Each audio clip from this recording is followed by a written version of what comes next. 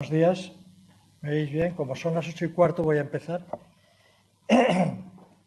Lo que voy a presentar es un proyecto financiado por el Instituto de Salud Carlos III y que también hemos conseguido otras financiaciones menores, donde el Hospital General de Alicante y el Isabial figuran como coordinadores. Yo soy el investigador principal y voy a presentar las bases del proyecto y el desarrollo del mismo. El proyecto es una terapia celular combinada. Es, por lo que yo he podido ver, la primera vez en el mundo que se plantea combinar dos terapias celulares para tratar los pacientes de COVID con alto riesgo de mortalidad.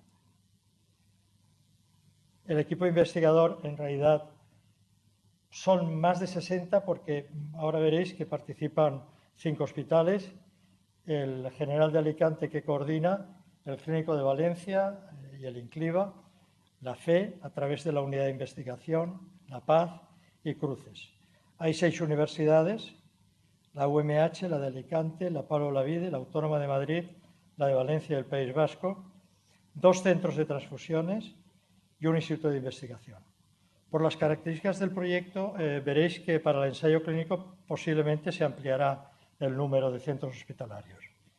Lo que sería el Steering Committee, que son el grupo de diferentes hospitales. En el caso del IPE soy yo, Bernat Soria, la Project Manager es Etel Andreu, y en cada hospital hay un responsable clínico, que en el caso del Hospital General es Luis Hernández Blasco, de neumología, en el INCLIVA es Carlos Solano, de hematología, en la FE, que es la que nos ayudará en la manufactura del producto, la sala GMP es la doctora Ana Bonora, en La Paz son Antonio Pérez Martínez, que es el IP del anterior proyecto a este, mostraré algunos resultados, es pediatra, el director del Departamento de Pediatría y hace hemato-oncología pediátrica, y Alejandro Martín Quirós, que es el jefe de urgencias. Y en Biocruces, en el Instituto Sanitario, Cristina Eguizábal, y asimismo, por las características del proyecto, participan 2 centros regionales de transfusiones, el de Madrid y el de Valencia, José Luis Vicario y Cristina Arbona. Y en Alicante, concretamente, como veréis, por las características de esta patología, participan numerosas unidades, no voy a leerlos todos, pero lógicamente está neumología, está la unidad de enfermedades infecciosas que montó este hospital y que funciona perfectamente, con Esperanza Merino, etcétera. Está hematología, veremos las razones, lógicamente inmunología, medicina interna, el biobanco, el Centro Regional de Transfusiones, que en este caso la directora es Cristina Arbona en Valencia, pero también participa el de Alicante. Espero no tener que necesitar la UCI, pero por características del proyecto hay que incorporar a la UCI y por las características funcionan como consultores tanto investigadores de la Universidad de Alicante como de la Pablo de Olavide. Y son consultores porque en los proyectos de investigación clínica independiente tienen que ser fundamentalmente... Ahora he hecho algo. Vale, tienen que ser clínicos. En el caso de la COVID, y si simplemente no voy a entrar en todos los detalles, si recordamos qué pasó al principio, en una enfermedad que era desconocida, es que la OMS, en el estudio Solidarity, fue incorporando todo aquello que se proponía, no necesariamente razonado. Se propusieron antivirales que se habían diseñado para el ébola, como el Remdesivir, antimaláricos, antiparasitarios, combinaciones de antivirales, y hubo una recomendación muy clara de que no se utilizaran esteroides. Estoy hablando de marzo de 2020. Luego lo que ha ocurrido es que la dexametasona a bajas concentraciones es lo que está funcionando bien. Pero por otra parte ya se observó que había una tormenta de citoquinas, por lo que aquellos inhibidores de la interleuquina 6 y de la interleuquina 1 que se habían utilizado sobre todo en CAR T cells, que también generan una tormenta de citoquinas, se incorporaron. al principio parecía muy claro que el plasma de convalescentes podía ser una solución y se hizo un gran esfuerzo. El resumen es que el plasma de convalescentes no nos ha dado la respuesta. Tenemos abierta la línea de antimonoclonales y al final lo que nos queda es, no estoy haciendo un estudio detallado, simplemente para presentar la dexametasona a bajas dosis, que está ya en el Standard of Care de estos pacientes, y lo que voy a presentar es una combinación entre mesenquimalis y linfocitos T de memoria. En este momento, la Agencia Europea del Medicamento tiene 10 medicamentos en revisión. No voy a entrar en todos ellos, algunos salen más en la prensa, otros menos, pero como veréis se pueden agrupar en 3 grupos, monoclonales, antivirales, que son small molecules diseñadas específicamente, y también antiinflamatorios. A pesar del éxito de la vacunación, que hay que reconocer ha sido un éxito de la ciencia y un éxito de los sistemas de salud, si vemos esta gráfica comprobamos que continúa quedando un nicho de pacientes, que en el caso de España es de 100 a 200 por semana. Cuando venía, he oído por la radio que ayer murieron 250 personas, por lo tanto estamos en una mortalidad muy alta. Y mortalidad que posiblemente se debe a un nicho que agruparía a diversos tipos de pacientes. Este es el primer algoritmo que tenemos que construir. Ahí ya, cuando redacté el proyecto, propuse un algoritmo, lo revisaremos, porque normalmente varón más de 65 años, un índice de masa corporal muy alto, superior a 40, enfermedades cardiovasculares previas, forman un paquete de un nicho con alto riesgo de mortalidad. A eso hay que añadir los inmunodeprimidos, bien sea por trasplante o por otras razones, por supuesto los no vacunados, y luego un grupo largo de pacientes pues que tienen Down, Duchenne, etcétera, y ese nicho es el que de alguna forma podría explicar por qué tenemos un riesgo de alta mortalidad. En los estudios de cuánta gente forma parte de ese grupo, de lo que se llama el nicho 9M, que son los 9 países que tienen una renta per cápita más alta, o un PIB más alto, vemos que aproximadamente el nicho para ese grupo de países, no para todo el mundo, sería de 41 millones no de pacientes, sino de gente que reúne unas condiciones por las que si es diagnosticado por COVID puede entrar, que en España serían unas 900.000 personas. Insisto, no es que tengamos 900.000 pacientes de COVID, sino 900.000 ciudadanos que reúnen unas condiciones que hacen que si son diagnosticados entren o puedan entrar en ese nicho y por lo tanto deberíamos de diseñar, y esto es lo que voy a proponer, un tratamiento distinto. ¿Cuál es la base del proyecto? Sin hablar de post-COVID, que creo que es un tema muy apasionante pero que no forma parte de esta presentación, la COVID evoluciona fundamentalmente con una primera fase infecciosa, una viriasis, con una linfopenia inmediata, también hay signos de inflamación que empiezan a aparecer y ahora veremos por qué, y luego otra fase donde aparecen complicaciones.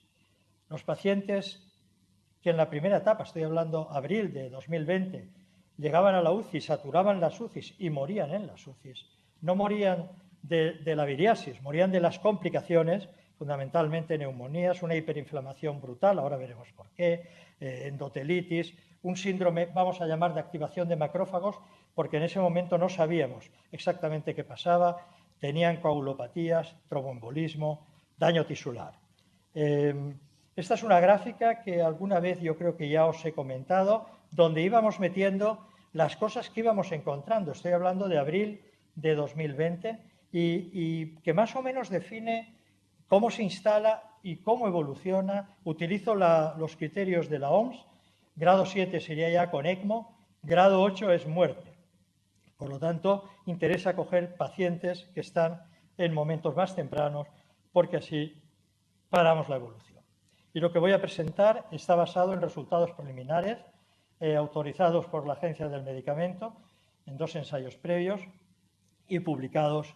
Aquí hay 4 publicaciones que describen los datos. Lógicamente, la fase 2 que estamos haciendo ya y que participa este hospital en el ensayo RELEASE aún no la puedo contar porque estamos dentro de ella, pero que se refiere a un piloto con 14 pacientes en el caso del primer ensayo, con mesenquimales, y un ensayo primero fase 1 ya publicado de 9 pacientes para hacer el escalado de dosis y demostrar seguridad en el caso de los linfocitos T de memoria que voy a presentar.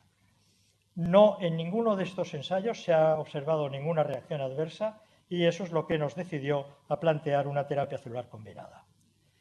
Voy a presentar los resultados preliminares en sentido inverso a como los hemos hecho, porque primero hicimos las mesenquimales y ahora estamos haciendo los linfocitos T de memoria. Pero cómo lo voy a hacer o lo vamos a hacer, porque este es un proyecto de todos, en el caso del proyecto que presentamos. La COVID es una enfermedad que evoluciona por fases, vamos a decir una o dos fases. En cualquier caso, hay una fase viral muy clara al principio que va desapareciendo y que se instala una respuesta inflamatoria muy alta. Y esta es la primera pregunta que desde el punto de vista de la fisiopatología uno se tiene que hacer. ¿Qué hace ese virus? Ese virus provoca una linfopenia muy grande y esa linfopenia hace que no se pongan en marcha los mecanismos de la inmunidad adaptativa y ocurre, vamos a llamar entre comillas, un síndrome de activación de macrófagos en los cuales el macrófago continúa liberando más y más citoquinas y es como cuando aprietas el acelerador y el motor no responde y entonces se genera una hiperinflamación. Y al mismo tiempo no activamos a los TH1, que son los que se van a encargar de disparar todo el proceso de la inmunidad adaptativa. Esa es la idea que de alguna forma recogemos cuando estos son datos que nos facilitó el doctor Wing Leng de Singapur, con quien mantenemos esa colaboración. Y la primera observación era la linfopenia severa, que aparece hasta el punto de que, vamos, cuando vemos estas gráficas, los que tienen un nivel más bajo son precisamente ya los que han muerto. Es decir, que la disminución de la linfopenia correlaciona muy bien con la gravedad y la muerte. Y la recuperación de los linfocitos T con una recuperación, una disminución de la inflamación y de los niveles de citoquinas. Yo diría que en este momento esta es la diapositiva más importante. ¿Qué pasa si no tenemos inmunidad adaptativa porque hay una linfopenia muy brutal? En el caso de la izquierda, lo que ocurre es que los macrófagos que van a actuar como presentadores de antígenos no funcionan bien. No hay un linfocito TCD4 que reciba esa señal. Y por lo tanto entramos en ese cuadro proinflamatorio, pero de una inflamación brutal. En el caso de la derecha, ocurre lo, digamos, normal. El macrófago presenta el antígeno y el CD4 recibe la señal de la HLA2 y con eso pone en marcha la inmunidad adaptativa. Pero no tenemos CD4. Entonces, ese es el punto clave del ensayo que hemos hecho.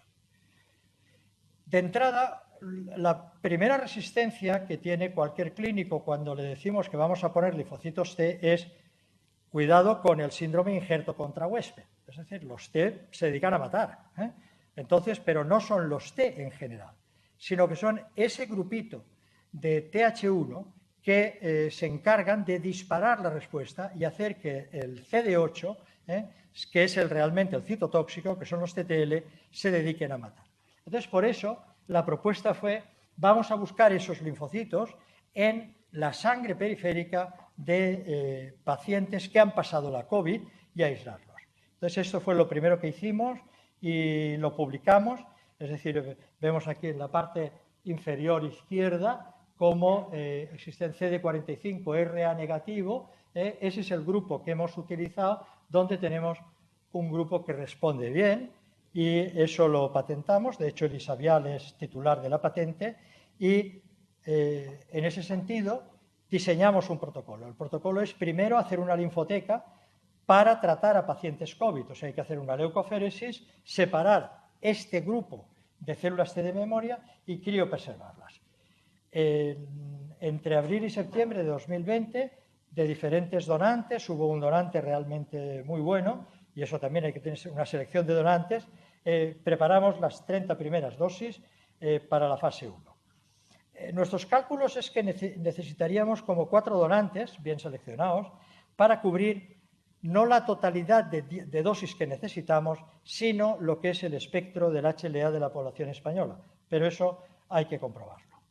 En el proceso, por lo tanto, que se hace es primero se seleccionan los donantes, se hace la leucoféresis, se seleccionan los linfocitos de memoria, ya tenemos la dosis preparada y congelada, las alícuotas, la criopreservamos, hemos hecho el tipaje HLA y entonces ya con el tipaje HLA, porque es muy importante, según la figura en la que me he centrado antes, que haya al menos un marcador común HLA entre el donante y el receptor para que se produzca ese reconocimiento y con esos datos ya podemos implantar. La implantación en este caso es una infusión intravenosa y todas estas son fotografías reales del proceso. Esto lo hemos publicado a finales de 2021 en eClinical Medicine del grupo de Lancet y, por simplificar, es una fase 1 donde se demuestra que no hay reacciones adversas y que entre una semana y 10 días, si nos vamos a los datos de la cohorte número 3, los pacientes estaban en casa, alta hospitalaria, ya no necesitaban oxígeno y tal. Y un rasgo muy frecuente que ya habíamos observado en el piloto que mostraré a continuación es que un rasgo muy común es la obesidad en todos estos pacientes. Y eso va de alguna forma ya definiendo el nicho. Este que es el ensayo release del cual estamos haciendo la fase 2, que no os puedo contar porque es un randomizado pero no es ciego, o sea, sí que sabemos algún resultado, lo que sí que os puedo decir es que los resultados son prometedores, y ya no puedo decir más. Y ahora pasaré a el otro fundamento de lo que es el ensayo que proponemos. Sería el uso de células mesenquimales estromales. Esto fue lo primero que hicimos. Cuando aparece la COVID, todos hemos vivido una situación que era, se hacía lo que se podía, voy a decirlo en esas palabras. Recuerdo que el Carlos III nos dice, digamos, a una serie de investigadores, a mí también, las UCIs están saturadas, el principal problema que tenemos es que hay que sacar a los pacientes de la UCI, pero hay que sacarlos a planta. Y entonces propusimos un tratamiento que nos fue aprobado por la Agencia del Medicamento y que básicamente era ir a la segunda fase, a la fase de inflamación pulmonar, daño tisular, etc. Y la base era que en el SARS hay una situación proinflamatoria, que eso ya lo sabíamos, brutal, y de los mesenquimales, por otros ensayos clínicos previos, sabíamos que eran antiinflamatorios. Concretamente, y simplificando mucho, esto está en una figura de una publicación más reciente, para otro tema, lo que hacen las mesenquimales es transformar una inflamación patológica en una inflamación fisiológica. Porque la inflamación es fisiología, o sea, la inflamación es la respuesta necesaria en la resolución de un determinado daño. Y eso es lo que parece que hacen las mesenquimales. Para eso tenemos que producir mesenquimales en unidades GMP que no tenemos aquí en el Hospital General y que de entrada utilizaremos el GMP de la FE que está en el proyecto. Esto fue aprobado por la EMS y he querido incorporar esta diapositiva porque, así como en el caso de los linfocitos T de memoria es una infusión intravenosa que lo hace normalmente enfermería, intentamos que sea en las primeras 24 horas, es una inyección intravenosa, una infusión intravenosa lenta. En el caso de las mesenquimales, intentamos con un catéter de Ganz llegar por vía intravenosa, aurícula derecha, ventrículo derecho e ir a la arteria pulmonar para llevar las células directamente al territorio pulmonar. Este es un concepto relevante porque estas células responden a la lesión local y pueden dar respuestas distintas según cuál sea la lesión. Entonces, una de las ventajas, una de las, creo yo, de aportaciones en este esquema que hicimos fue colocar las células directamente en el pulmón. Los resultados también fueron publicados en eClinical Medicine del grupo Lancet y el resumen, en un momento en el cual grado 6 y grado 7 conducían a la muerte con pacientes que llevaban 28 y más de 30 días en la UCI, conseguimos reducir la mortalidad en ese momento un 70-75%. Y digo en ese momento porque los resultados hay que compararlos con lo que en ese momento estaba ocurriendo, que era un 85% de mortalidad. La mejoría era bastante notable Tuvimos 2 muertes de estos 13 pacientes no relacionados con el tratamiento y en general mejoraron los parámetros de las analíticas, disminuyendo aquí están los datos individualizados, no los pusimos, disminuyendo parámetros de tipo inflamatorio. Y lo que era muy importante, este era un dato que yo insistí muchísimo, es en saber qué pasaba con los linfocitos, porque SARS significa linfopenia.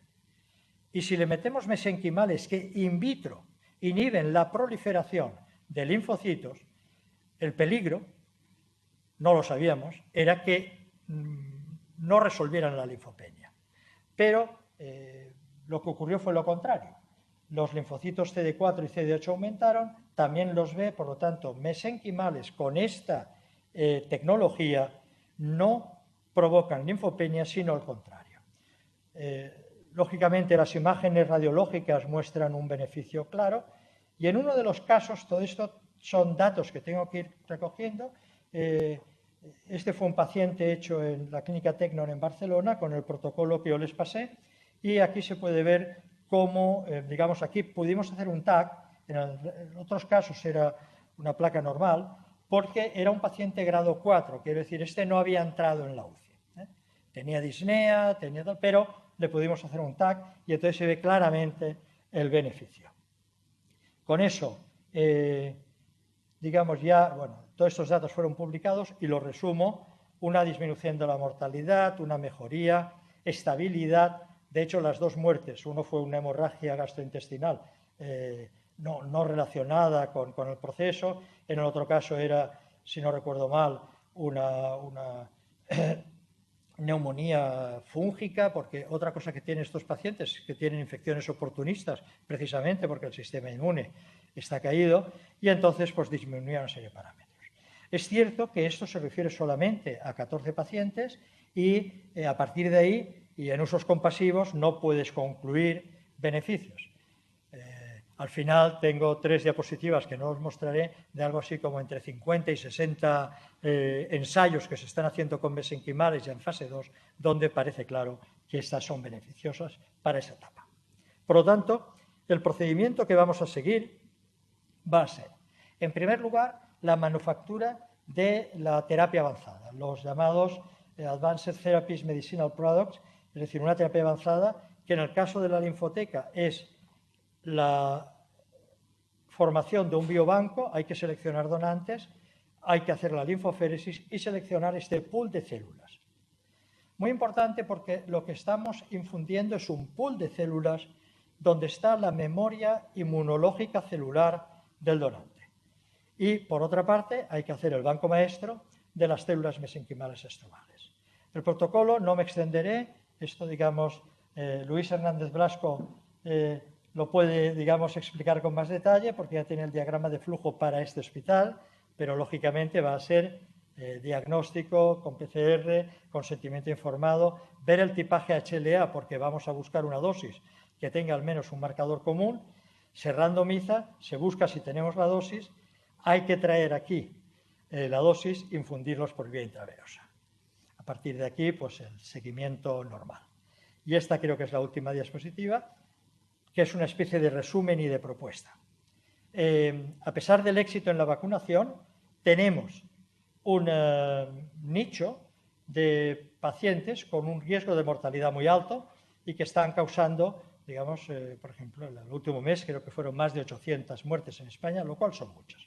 El nicho global, como decía, de ciudadanos, no de pacientes, es bastante grande y podemos seleccionar estos pacientes cuando tras el diagnóstico le aplicamos un algoritmo y vemos si entran en el grupo de alto riesgo de mortalidad.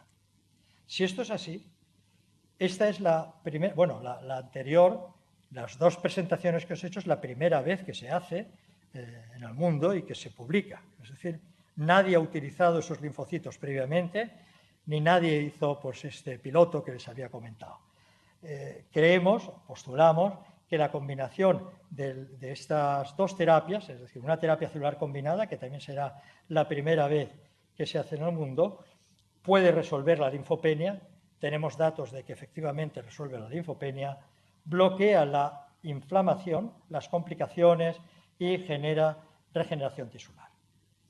Y muy importante, ahora que estamos todos los días, por lo menos en los debates de las tertulias sobre Ómicron y nuevas variantes, el procedimiento este reconoce a cualquier variante, porque no está basado en si hay mutaciones en la S, en la M o en la N. Está basado en el reconocimiento entre TCR y HLA. Y HLA presenta, digamos, una multiplicidad de péptidos del virus que, aunque 3 estén mutados, esos péptidos, pues tenemos otros 40 o 50. Ten en cuenta los, no me atrevo a decir centenares, pero por lo menos docenas de péptidos de 10-15 aminoácidos, que es lo que presenta el HLA al sistema. Por lo tanto, es un sistema que reconoce a cualquier variante. Y, muy importante también, puede convertirse, y esto es una hipótesis, lógicamente, en la primera línea de tratamiento para infecciones oportunistas de infecciones y de otros virus, y también hemos visto para Arpegilus, para hongos, en situaciones de inmunodepresión, de trasplantados, inmunosuprimidos, y el grupo este de pacientes más vulnerables porque su sistema inmunitario ya ha envejecido. Creo que esta es la última, efectivamente, puesto aquí una broma, Back to the Future, la respuesta está en la sangre.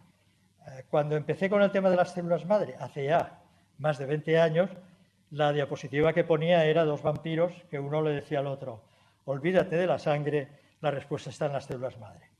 Y parece ser que no, que en este caso la respuesta está en la sangre, y aquí hay unos autores, no he leído el libro ni lo pienso leer, pero uno de ellos parece que es médico, porque pone MD, que dice que a partir del tipo sanguíneo puedes saber cuánto vas a vivir, cómo te va a ir en el amor y la compatibilidad, qué probabilidad tienes de enfermar, o incluso pues cuál es la mejor dieta para alcanzar el máximo de esperanza de vida.